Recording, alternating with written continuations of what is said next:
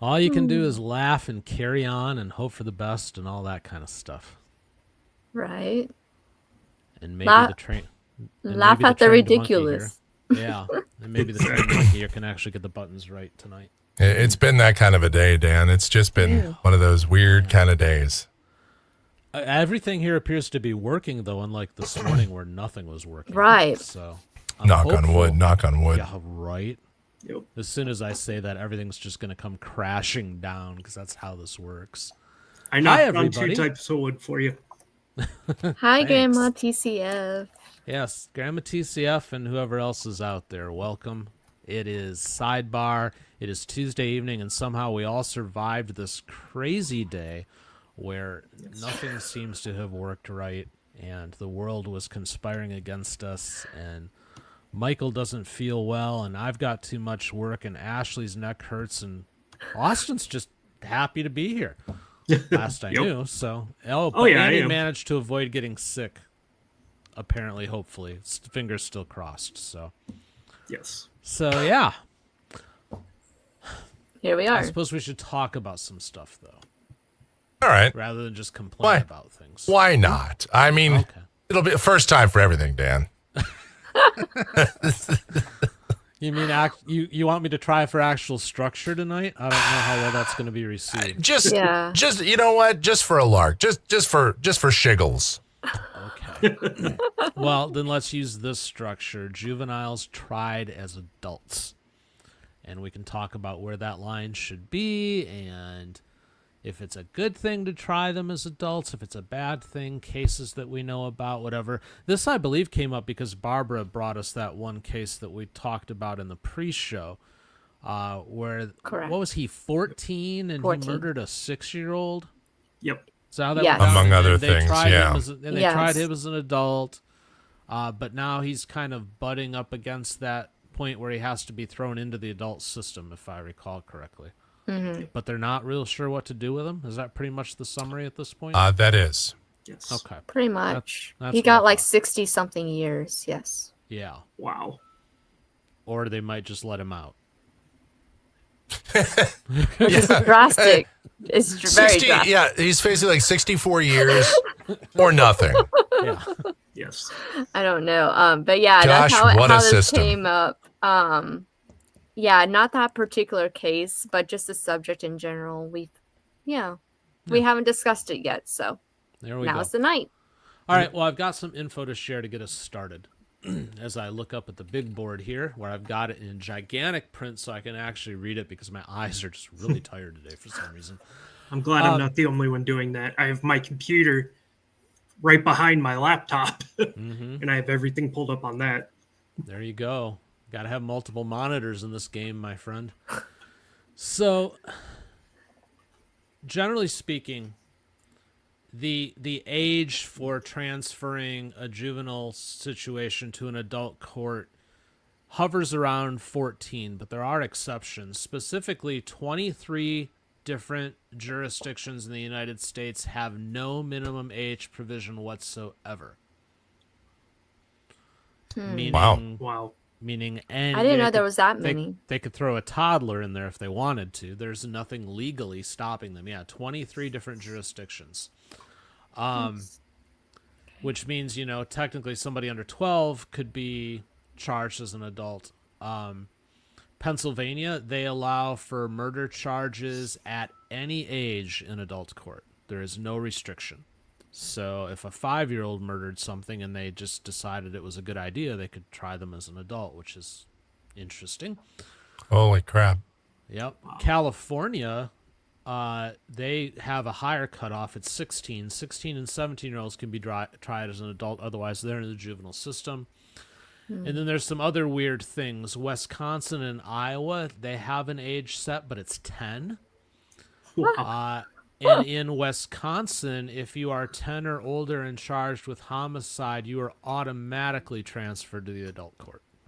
Yep, that makes sense. So there's a lot. I mean, it doesn't make sense, but that tracks. Yep. So there's a lot of variance around the country as to what goes on, but I find it interesting that 23 jurisdictions actually have no documented age restrictions. They could conceivably do it with anybody if they chose to.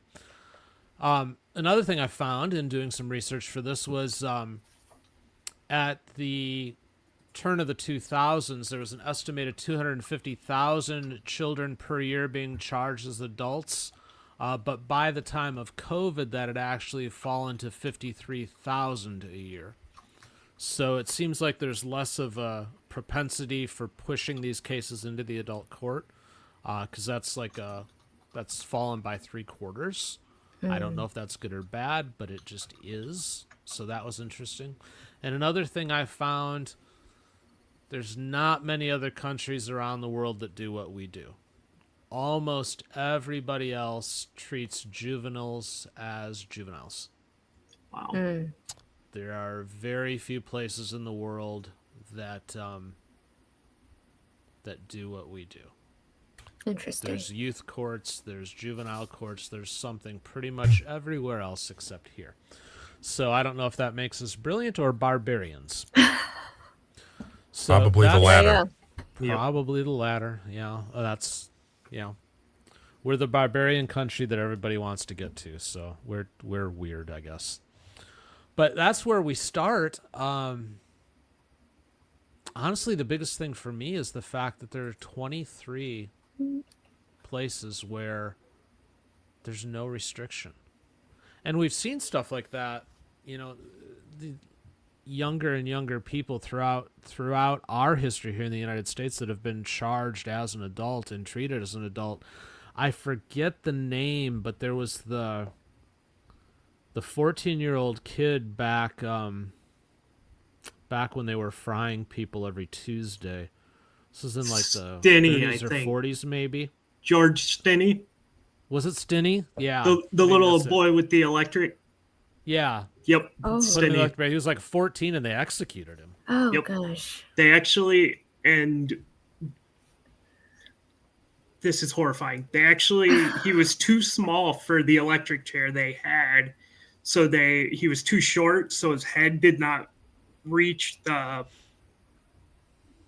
part that goes on your head. Yeah. So he had a Bible in his hands that his mother had just handed him to hold while it was happening. The warden or whatever took the Bible, made him sit on that so he could reach Yep. the chair. I just looked it up. 1944 in South Carolina. That was Stinney. I couldn't remember his name, but I remembered that he was 14. Well, that's dark. Wow. That's incredibly dark. Not only that he was 14, but that they made him sit on a Bible. That's messed up. That is insane. Yeah. Yeah. Their They can't ruling be or their allowed. reasoning for it being on the Bible is that was the thickest book they could find at that moment. Oh my. Okay. Yeah, I think that's on them. I think they should have planned ahead. Yeah, they should have. They should have given him like a high chair or something. Right? That just made a weird image in my head. Oh, I see it now too. Like some All right, plastic, uppies. some Uppies into the electric chair. Some plastic seat with a Gerber logo on it. That's just what I can. Yeah, that's what I had in my mind. So Yeah, I'm just going to share it. By the way, Dan, definitely barbarians. Yes, You think? definitely. No, we're firmly in the barbarian category here. Yeah, Well, that's bad. You gotta laugh. It's really all you got. But Yeah. But yeah, it's that case I remembered it and it kind of struck me because he was so young. Another one I just found, Willie Bosket in 78, a 15-year-old from New York, killed 2 men on a subway. Wow. But his case was different. For him, they charged him as an adult, but they put him in like a juvenile sentence situation, which is really weird. So they gave him 5 years, which got him to the age of 21, and then they let him out. So that led New York to do, the Juvenile Offender Act of 78, or the Willie Bosket Law, which allows in New York now for kids as low as 13 to be tried as adults and actually charged with like adult sentences so that they don't escape with leniency like he did. So there's all sorts of weird going on in how the different states handle things and Yep. and what the results are, but ultimately as well, it comes down to such wasted youth. You know how I feel about wasted youth. Yep. Yeah. But it makes you kind of think a little bit about how are we better served. I mean, take like Willie Bosket, a double murderer, killed 2 men on the subway. Did it serve society to let him out in 5 years? You know? No. I mean, it's wasted youth, but is it redeemable enough to, even at 15, to give them such a small punishment? So should they be tried as an adult? Or should there be, I don't know. This one's a tough one for me. Should there be like I don't know how we could afford it, but should there be like some double super secret separate system for these people?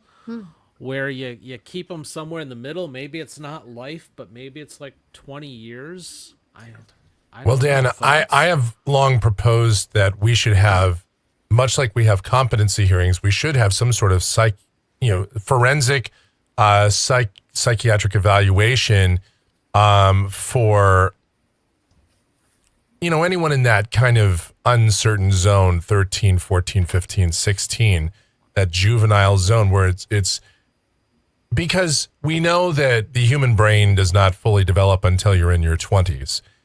We know Even that is questionable. yeah, for sure. I don't think mine's still developed. We know that for the most part, while people know the difference between right and wrong, there's a lot more to just whether or not someone understands what happens. I mean, fully grasping the concept of consequences, especially a lifetime in prison or the death penalty or 60 years even in prison is a little harder. It's a little bit more of an abstract concept than just simply right and wrong. Yes, you could just say, well, you knew that was wrong to do that, so you shouldn't have done it.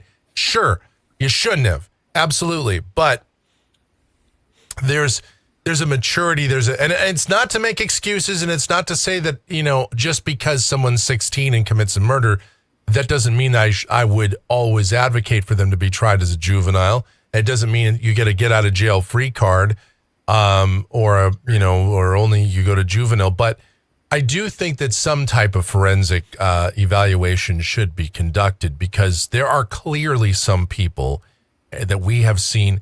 I mean, even here on TCF, we've seen a few cases with some very marginal circumstances, I would say, where, a 16 or 17-year-old is before Judge Boyd or Judge Stevens or whatever.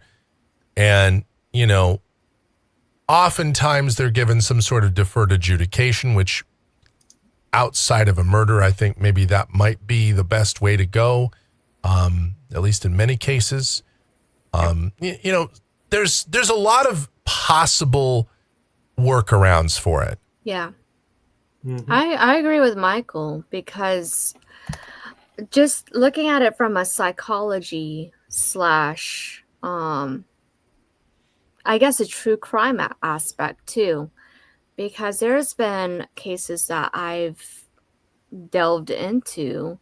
There's children with detachment disorders, for instance, that they were, because of their parents, they have developed a mental issue and caring about other people.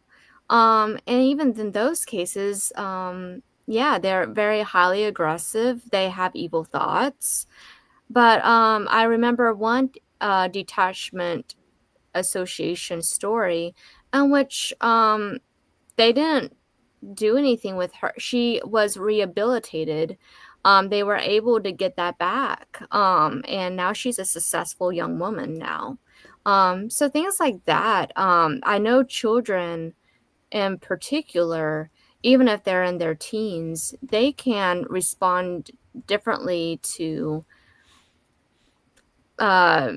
things better than adults can. For instance, they are easily molded still. They can be in a sort of rehab, different than what we're thinking about it, but they can be rehabilitated in a way that they can fit in society. So this question is really tough because I think for me it pours down to if there is a chance of rehabilitation, or is there a chance that they can't be rehabilitated and has to serve like an extreme sentence like 60 years, in my opinion. I think that's kind of where I am mentally, but maybe it will shift during this, but we'll see. Well, here's the thing that comes to my mind then. Can you even really tell at these early to mid-teen years if they can be rehabilitated? Yep. I mean, That's the thing. should these kids go into almost a limbo status? Yeah. You know, where they're reevaluated as they get into their 20s, and then maybe it's okay, they can be or have been rehabilitated, so we let them go, or there's no hope for this one, so life it is. Yep. I Well, wouldn't say yeah. life, but I think there's a certain place for these people. I know we don't have the resources for that. Yeah. But I would want them to, I would want, not behind bars per se, but something that can help them contribute something to society. I would like, than them just being locked up and throw away the key like an insane asylum or something like that. That's kind of what pops into my mind when you're thinking about kids doing crazy things and then locking them away is an insane asylum. And I don't really want to go there. But I think there should be a better way for them to be productive in society.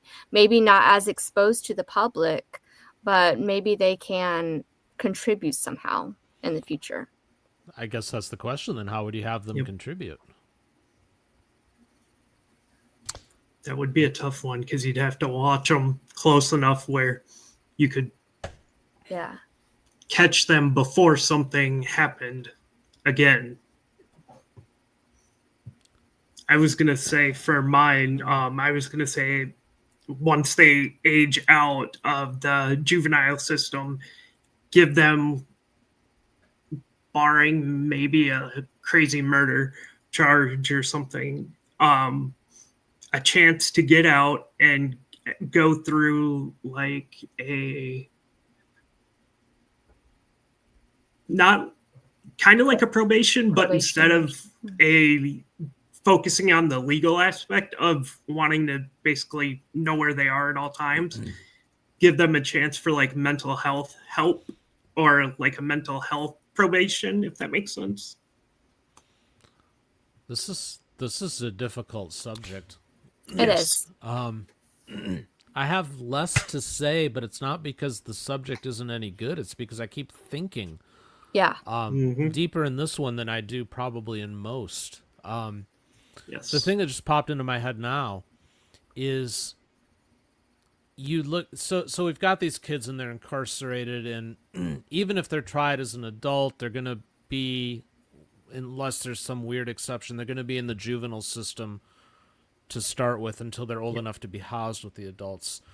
But so you think about these kids and they end up growing up around other bad kids if they're in that system. So look at like, and then adults. Look at like certain public school systems. The last place you want your kid is in certain public school systems because they're going to be exposed to so much just bad kids that you almost have to deprogram them every night. But here we're taking kids and we're putting bad ones all together in an effort to reprogram them in a good way, but they end up seeing so much more like themselves. Yep. Yeah. Go Just in dawned with on me. an It's like, how is this? How does that even become helpful? So it could almost be a worse situation. Hmm. So by the go in time with they get out, are they potentially even more broken because they've just seen all of this But just if you bad house kids them, around them all the time? if you house them with adults, though, that's equally as bad, in my opinion, as Oh, well. I Yes. makes them agree. more to target. Yeah. Yeah. Well, yeah, then they're just going to be somebody's toy. Yeah. Yep. So that doesn't Yeah. work either. I mean, Yes. yeah, become institutionalized. I mean, that's, Yes. you know, and that's why rehabilitation, and this isn't just for kids, this is for anybody. Rehabilitation should always be the first goal if it's possible. Obviously, with certain sex offenders and those kinds of things, like rehabilitation is just not going to work. You can't do it. It's pointless. Don't even try. But with most crimes, I think rehabilitation can and often should be the primary goal. That's why, you know, probation or deferred adjudications or very light sentences should probably be the way to go initially. Clearly, sometimes people need they need that time out. You know, they need that time in prison or jail because they're not remorseful. They don't understand fully. You know, they know that they did wrong, but they don't care. Right. You know, and I think when it's that level, when it's that sort of sociopathy, I you know, that's where, again, that's when the psychiatric sort of forensic evaluations come in. I think that's when we need to better monitor, just like we reevaluate for competency for trial. Maybe we reevaluate for competency, you know, in the sentence, kind of what Dan was talking about. I think that's the way to go. Again, there's no one size fits all answer. It's going to have to be a case by case. But that would be a good way to start. Now, you know, once we start talking about, you know, really young, under 12, and, you know, we've seen some horrific crimes done by sub 12-year-olds. Definitely. You know, then now we're getting into that area of there's no way you can try that as an adult. I know that there's many states where you can, but I know if I was on a jury, if I was sitting on a jury and, you know, some 9-year-old is there, you know, facing some serious crime, I don't know if I could, in good conscience, find that child guilty. And yeah, that's the other challenge in this too, is if you have jury trial, I mean, you know, a lot of these their parents, they're looking at, you know, 9 and 10 and 12 or 15, even if it's a 15-year-old kid, they're looking at that and going, well, I don't know if I want to sentence that kid to life in prison. You would hope so, but we see it. Yep. Oh, of course we do. Lionel Tate, 1999, age 12, killed a 6-year-old girl in Florida. He was sentenced to life in prison without parole. Yep. I think I remember that one. He was 12. I had a kid I grew up with. He had some issues with the family, abuse and whatnot. And he unfortunately went and killed somebody to get through his during a mental issue episode. Thank you. Yeah. And now he's in Florida custody for life. And he's in a spot where he doesn't get that. He's in like a regular prison cell, not a rehabilitative type facility. So I haven't seen him in years or heard from him in years, but it's kind of scary to think that if his upbringing would have been different, would he have done that still? Yeah, I feel like that's not every case is like that, but a lot of cases in which the parents have such a influence on the children, I think that should be a mitigating factor, for sure. And maybe, like I said, maybe just give them a chance. That's what juvenile court's supposed to do, is to give children a chance to change, to prove themselves, apparently, and not just punish them. While adult court is just really just to punish people. Can they change or can they not change is kind of where we're stuck at. How do you find that out? I'm not sure. But that's the differentiation between those two sentences. I suppose we're all making guesses as to whether or not, even if you're an expert, ultimately you're making an educated guess perhaps, but a guess as to whether or not they're, reformable. But you brought up the concept of like the parental influence or whatnot on those kids. That brought to mind Ethan Crumbly. Do you remember him in Michigan? He's the one a few years ago who shot up a school, and they charged the parents. Yeah, I remember that. So he's interesting because under Michigan law, he should have been sentenced to life with the possibility of parole. But they actually had a special hearing where they ruled that they could go ahead and give him life without parole, and that's what he got. So they made an exception for him to put him away forever. Plus, the parents got charged as well for their role just in not properly handling their child and the gun that he had. So, there they did a carve out to make it even harder on the kid. Sorry, Mike. I think that's that case. It was like making an example out of the parents in a way, in my opinion. Just because it's like the first case that parents were tried along with their kid. So I don't know. That's my opinion on that. I do think the parents were in the wrong, but to receive such a harsh sentence like that, on all sides, I don't know. I don't think the kids should have gotten that severe of time, but that's just me personally. What were you going to say, Mike?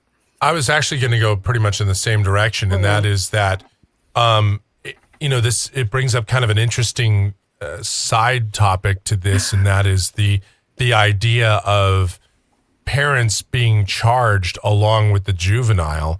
Is that, I don't want to say a happy medium, but is that sort of is that going to become kind of a new normal, a new standard here? Because we're starting to see that a little bit more. Mm-hmm. I mean, not just in civil cases. Yeah, of course, your kid throws a baseball through a window or whatever, and breaks a window, and the parents can be held civilly liable for that. But now, what about criminal damages? What about criminal charges? And that's a really tough issue, right? I mean, that's obviously. I think it's one of those where I'm generally against it unless you can establish that parents knew of a certain risk or didn't take reasonable care in ensuring that something happens. Like, for example, if there's a firearm and they didn't take reasonable care to secure it and the child gets a hold of said firearm and commits a crime with it, well, then obviously, yes, they should be held at least partially responsible because they didn't do their due diligence. But if a child just up and does something stupid and let's say they take a firearm from somebody else, I mean, well, then that's not necessarily the parents' fault. I mean, maybe you can say the parents should have done a better job raising them, but maybe the parents did a great job. Maybe the parents did all they could. Let's just put it that way, because sometimes they do. Sometimes kids you do your best and your kid still turns out to be an ass. I mean, that's very true. Who knows how, if Hitler's parents were great or not, who knows? But I'm not always a blame the parents kind of a person. I think sometimes that's a fool's errand.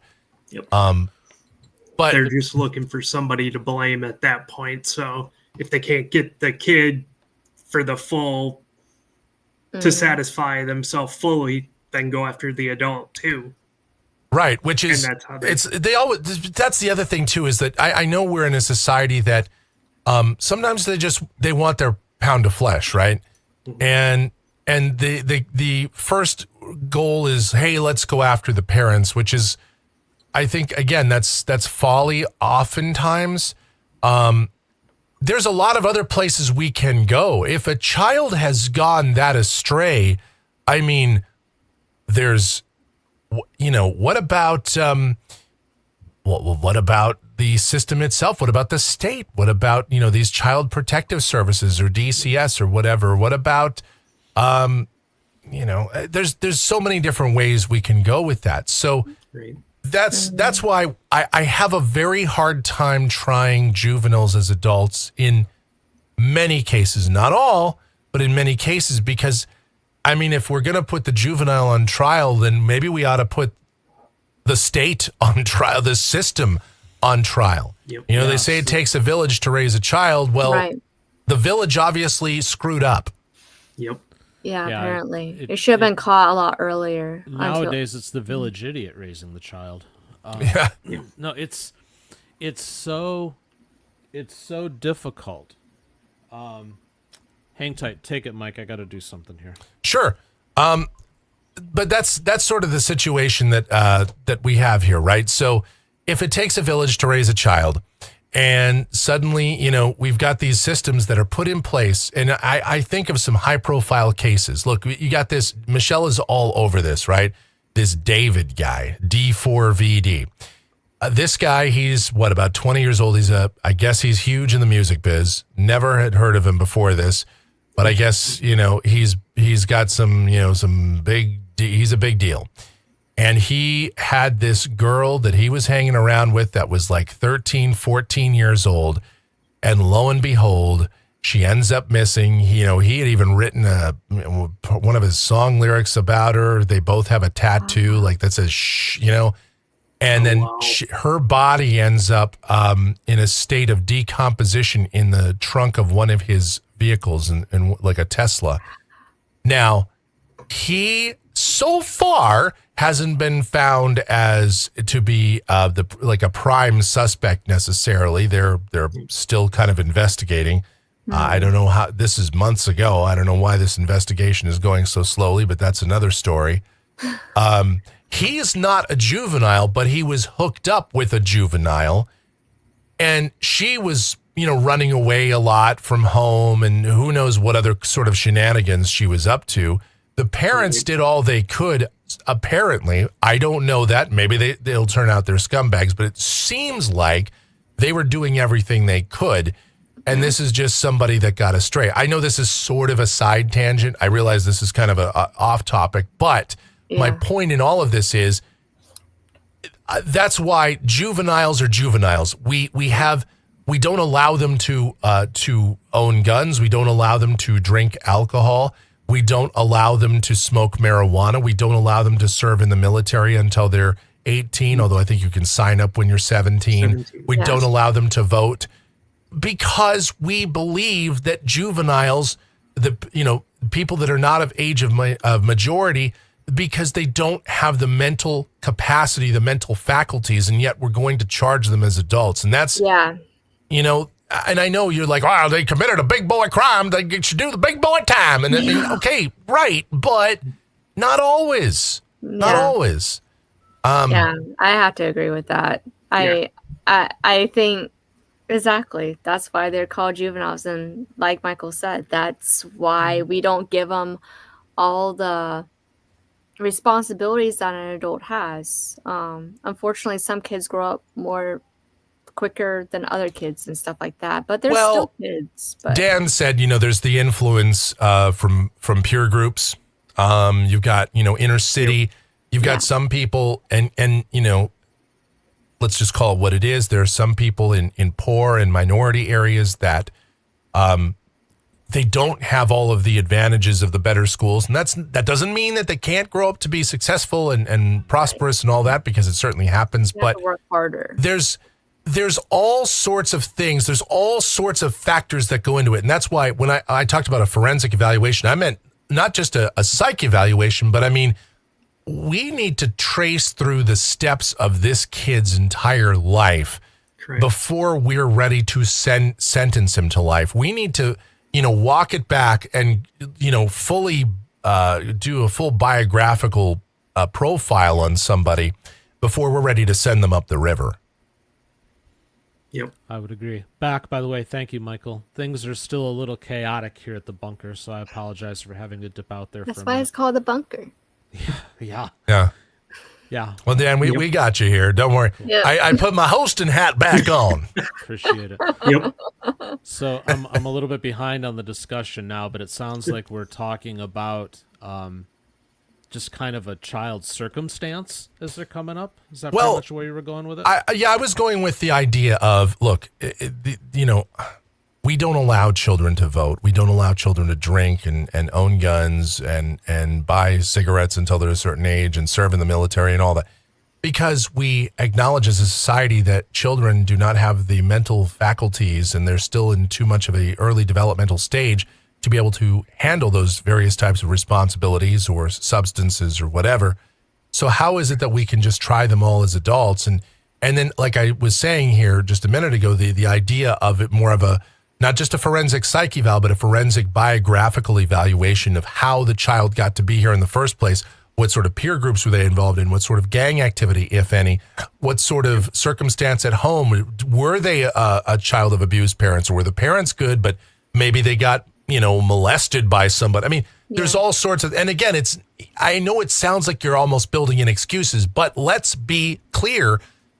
16-year-old children, 14-year-old children are a product of their environment. Yep. Correct.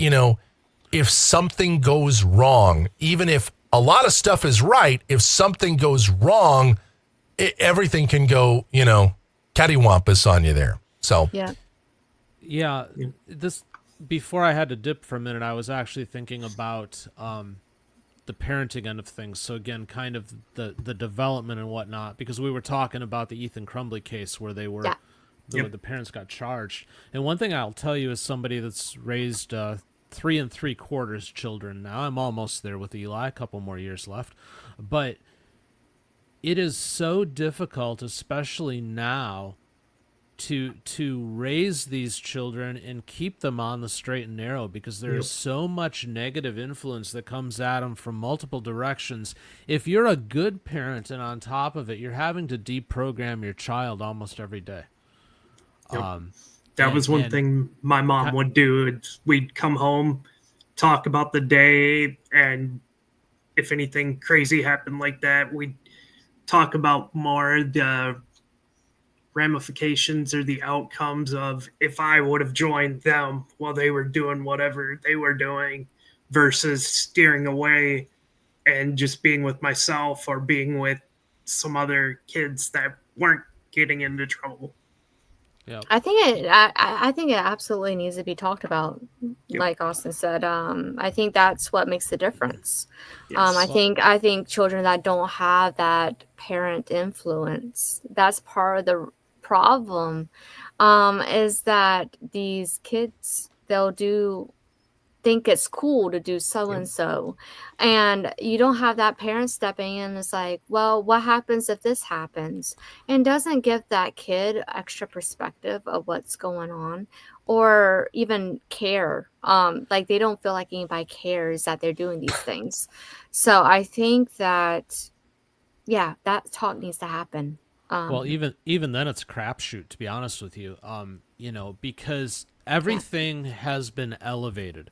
Yeah. So when I was a kid, the negative influence from other kids would be stuff like, "Oh, go ahead and steal that pack of gum," or "Oh, try that cigarette." Yeah. Well, now it's like, "Oh, just try that drive-by. Maybe you'll like it." It's everything's been stepped up a notch, and it's and the influences that come at these kids, it's insane, and you're constantly having to have these discussions and do this reprogramming of your children. But then the majority of parents, unfortunately, are absent.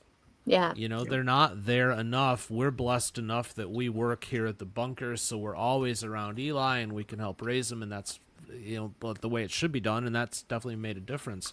But others, if you've got a two-parent home, most of the time they're both out working until the wee hours, you know, just trying to hold things together. Or you've got a fractured home where you're missing one of the parents, so they're only getting half the perspective.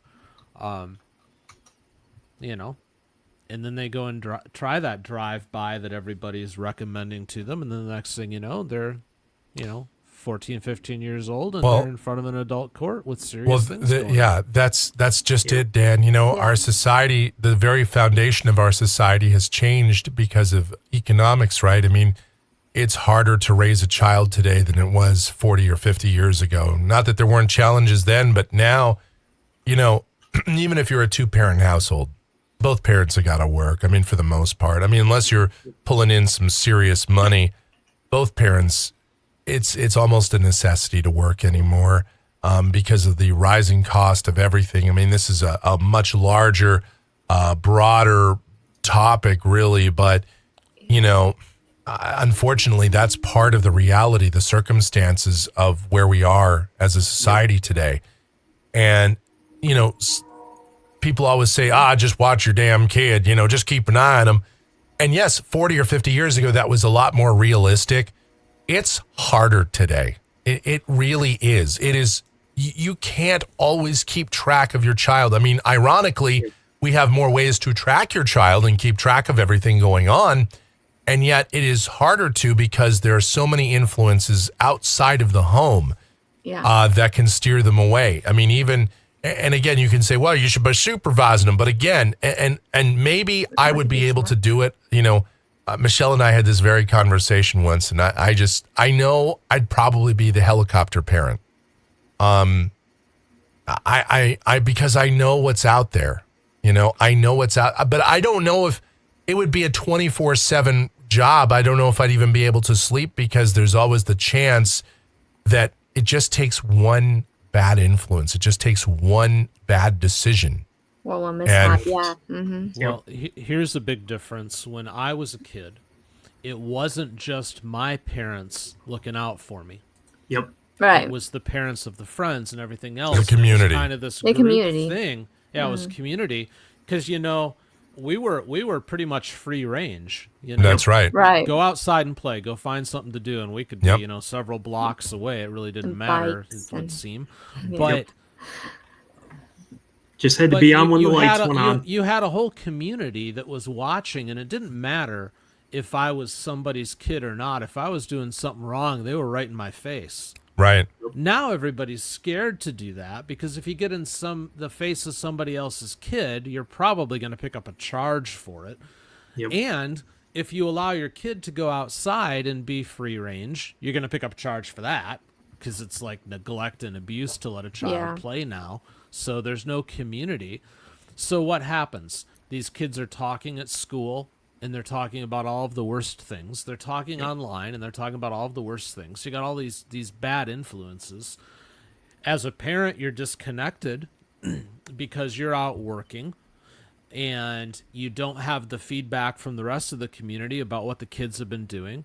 And then the next thing you know, little Johnny's done a drive-by. That's a lot of lightning out there. And you're getting lightning strikes. I mean, the world's just crazy. Yeah. Yeah. So, it's very true, though. Even when I was young, which is not too long ago, I do remember the home phones, and mom would call around to the different moms' houses and like, is she over there? Is Ashley over there? Is she over here? Like just calling around, saying, trying to find where I am, type of thing.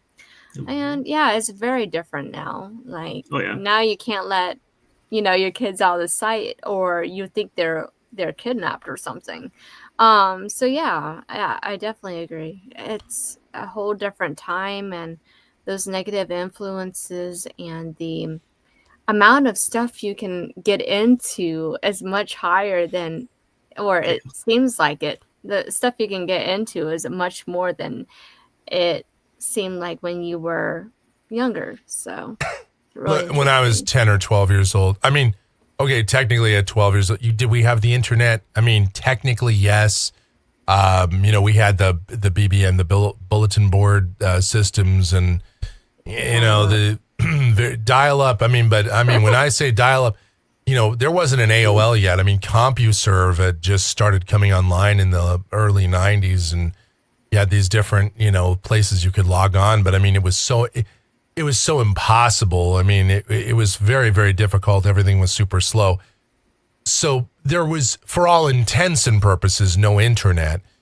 There certainly wasn't the child traffickers or the kidnappers or the creepers, these stalkers, the pedo bears that are out there, looking for kids, at least that way. We were just told, stranger danger, someone comes up to you, run away from them, scream at them, whatever. Just don't get in their van with the candy, It's a lot different today because, these predators are a lot smarter. It's a lot. Correct. The grooming that goes on today. It's very easy to say no to some rando that walks up to you on the street. It's a lot harder when somebody disguises themselves as one of your peers online because you don't know who they are. And it's very easy to fall into that. And then it's very easy to suddenly develop some sort of bond with somebody and either get pulled into them for whatever their evil purposes are, or to get pulled into a gang or something like that. So that's why, these kinds of court cases, I think this is probably the hardest topic we've ever discussed on Sidebar, to be quite candid with you, because I think so. while the solution may seem easy, it is the most nuanced, it is the most difficult, and like I said, you would have to do these forensic evaluations for everybody. I would say it would require a lot of new jobs to be brought in to evaluate all the juveniles that are out there. Yes, some are open and shut cases. Yes, there are some bad seeds. Very easy to say, lock them up, but not many. I think a lot of them, it's And hopefully there's a that huge gorge of different things that could be going on. and hopefully that's what the courts are doing, because Dan, you said that those cases are going down in regards to juveniles being tried as Put through the adults. adult court, yeah. Yeah. So hopefully, that's what others are seeing as well. But I just hope that, I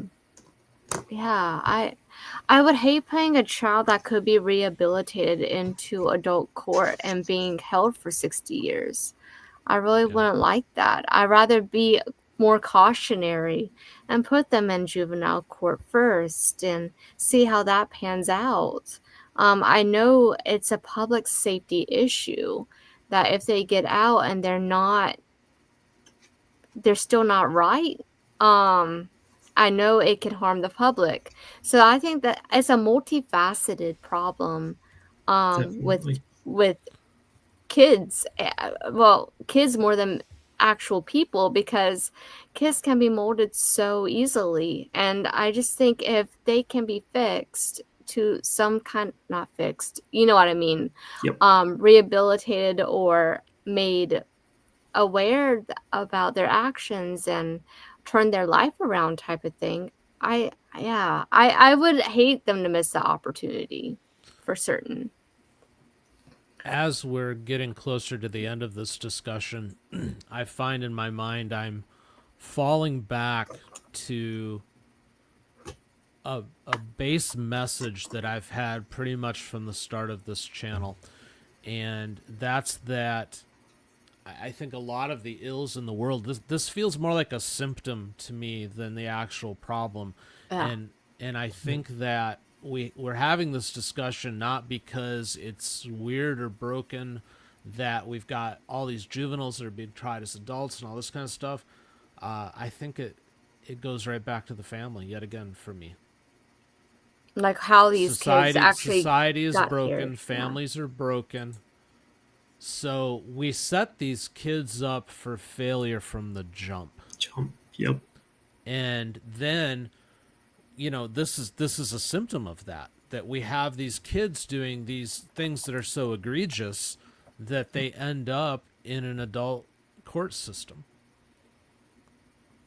So Yes. so much of what we talk about here on this channel and the cases that we see and everything else, for me, it always goes back to needing to get back to the way things should be. Stuff worked up until about 5 minutes ago. It was never perfect. Don't get me wrong. Nothing is ever perfect. Yeah. But I can tell you how I grew up compared to how they grow up now. It was just easier. When families were intact and communities were active with each other and you knew your neighbors and everything else, I'd be willing to bet, even with the modern flourishes that we have now with the internet and social media and all that, I'm willing to bet we would still be in a better situation if families weren't so broken and communities were actually communities. Yep. Yeah. That feels like the only real solution to anything for me, especially on this topic, because as it stands right now, the only reason that we're talking about it is because there's so many. Even though it's gone down, it's still a lot. Yeah. What was it? 50,000 a year. Kids Yeah, I think are parents still have to push do. through the adult system. I still think parents have to do what parents are meant to do. And I think that is to try to limit those negative influences on their children as much as possible. Yes, parents cannot eliminate all the bad influences on the kid, unfortunately. Their school, their, anything. But that's the job of that parent, is to limit it. I know I have a second cousin. He is about 4 or 5 years old. And his parents, when he was young, would not let him deal with any electronics type of thing. They wouldn't let him watch TV, that type of thing. They brought him down to the simplistic layer of playing outside and being a kid. And I feel like that's missing in a lot of our kids, and they're exposing themselves to electronics so young that when they grow up, they don't know any different. They don't have those social skills. They just know whatever they saw on a screen. So yeah, Dan, I think that negative influence thing is spot on. But I think it's the job of that parent to limit that limit their kids to be exposing to that as much as possible. Yeah, definitely. Go outside and touch some grass, kid. Yeah. Wasn't I saying on the pre-show today that I was ready for the EMP? Yes. Maybe put these down and pick up a ball or a toy or something. Or play with other kids, or do what go play kids hide and seek, or Sally pushed Johnny, and then you have to talk to Sally, like, why did you push push Johnny, type of thing. Like, deal with that issue, not the whole, and get it there so it doesn't a learning experience. Blow up out of proportion, and now they're shooting people and killing people. It's awful. Yep. Now all that matters is Sally's lifelong trauma because Johnny pushed her. Rather than just and then the parent is like, it's not the end of the world, Sally. You just got pushed down. But yes. you treat it like it's the end of the world, because that's the other thing. You've got the parents that don't teach their children properly, and then you've got the other ones who treat their child like they're the greatest thing since sliced bread and the hula hoop, and it's their best friend, and don't mess with their best friend, and the hardships and the trauma that this kid had to go through, or I'm going to do everything I can to shelter them from all of that. You know what? My little Malcolm would never do anything like that. He's just an angel. Don't you dare say anything about my Malcolm. I'll sue you for slander. That's very the reality confusing is for how a things kid. are supposed to work. Is kids are supposed to mess up and learn from it. Yeah. Though not mess up through drive-bys. Right. No. And you're Small supposed mess-ups. and you're supposed to skin your knees a few times a year. Yes, Yeah. exactly. I can't tell you the last time I've seen a kid with a skinned knee. Right? And right. Think about it. A warning label on everything. Yeah. Yeah. Danger, sidewalk, You gotta could bleed a skin little bit. knees. Right? Yep. I don't know. We should probably wrap it up because Michael and I both have a hard out here in a few minutes. But Yeah. Okay. once again, we've solved nothing. But No. but I will maintain that the only way any of this stuff gets any better is if we can get back to a sense of family and community, because Correct. so often we're trying to fix things at the wrong level. Yep. You know, like we spent 45, 50 minutes talking about how, you know, these kids are being tried as juveniles. Is that right? Is that wrong? And it's a good discussion to have, but I suppose the reality of it is, how do we prevent them from getting in that situation in the Yeah. first place? In the first Right. Yeah. That's probably the only way that it gets answered, because that's not so reactionary. That's being Right. proactive. Mm-hmm. Where Yep. so much of what we deal with in this world, especially in the law space, it's reactionary, and it's probably Correct. not the answer. Yeah, well, the kids don't get it, or people don't get into the legal system until something goes wrong, unless it's civil. But even that, something goes wrong to start the case. Yep. I don't know. Well, those are pretty much my final thoughts. Ashley, do you have final thoughts? I pretty much said my piece. I think kids need to be kids. I don't think they should be anything but kids. I think they should grow up and learn from their mistakes, like pushing each other and stuff like that, and not hurting stabbing each other or killing each other, things like that. I think, yeah, it boils down to that sense of community and family. And just let kids be kids. Even though you can't be a kid anymore, doesn't mean your child can't be a kid anymore. And I feel like a lot of parents might feel that way for some reason. They might feel like, oh, you didn't have the child, like I didn't have the childhood, so you can't have it either, type of thing. Don't think that way. Give what is best to your kids. Do whatever you can, because that's how it was in the older days, that parents just made it work. They sacrificed what they needed to for their kids, and that's where we have to get back to today. And yeah, I think I said my piece, but thank you those that came tonight to listen to us rant. But Yes. it's Try and find a solution. try to find a solution, yeah, because this is very complicated, and it is a societal problem, and as well as a court problem. So, yep.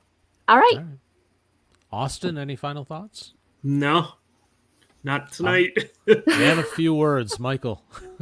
It's a lot. So Yes. It is a lot. this It is is. I I'll think- grant you that. There's three paradigms to society, really. Community, family, accountability. Those are things that are all kind of missing in our society, or have all been changed. And there's, if we could at least, if we could even get back to two of those three, that would probably really help us out a lot. Right. Accountability being maybe the biggest of them all, but all of those are very important in their own right. And I think that would answer a lot of these problems. We wouldn't really have to discuss very often the merits of trying a juvenile. We could just talk about, how to best. I don't know. We could just start talking. We could just start talking about some great cookie recipes or something, because we would have solved a huge part of our problem in society. Will that ever happen? I think that's utopian, and maybe that's just fantasy land, but that's my thought on it. Might be utopian in Fantasyland, but I would like to have a cookie night here at Sidebar. I would too. Oh, that sounds. Ooh. Oh, We that need to sounds figure good. Now I'm that out. hungry. And Ashley wanted to start working on baking, as I recall. So, Yes. We'll try working on those cookies soon. Let's all bring cookies. Yep. Fair enough. Virtual cookie share day. Guys, it's been fun. Yeah. You know, Yes. I don't know that we even scratched the surface of this topic No. because it's so. I We'll don't even know where revisit to it at go some with point. it Yep. because it's just so messed up. But Our other topics than tend to come I back will up. maintain that I think the only ultimate fix is at the root of the problem, which is family and community for me. And you're right, Michael. It's probably a little bit utopian to hope that we would get there, but Yep. we'll see what happens, I suppose. But let's do this again Thursday, 8 p.m. Eastern, 5 p.m. Pacific. Sounds We'll good. talk some more Sounds then. good. Not sure what we'll talk about yet, but we'll figure that out. And we'll be back tomorrow morning, 10 a.m. Eastern, 7 a.m. Pacific, 45 minutes early for channel members. And oh, by the way, if you're not on our Discord, please go to the pinned chat and sign up for our Discord because YouTube is not sending out notifications, and we want you to know when They're we go not. live and post stuff. So Or they do are that. sometimes. Or delayed. They do what they want. Yeah. I didn't get a notification for this show. I did not either. Yeah, that's No, messed up. I didn't. All right, friends. We'll see you next time. Take care. God bless. Good night. Good Night. night.